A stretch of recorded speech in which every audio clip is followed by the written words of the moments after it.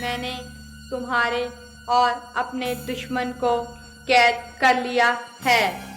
ये देखो। बॉस, ये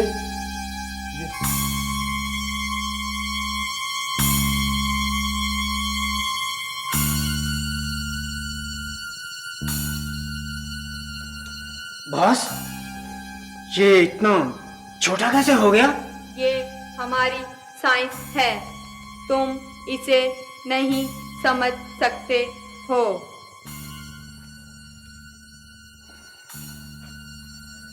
क्या तुम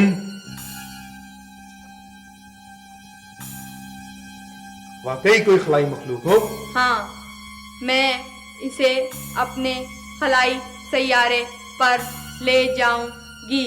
अगर तुम हमारे साथ शामिल हो जाओ, हमारे साथ, तो हम इस सारे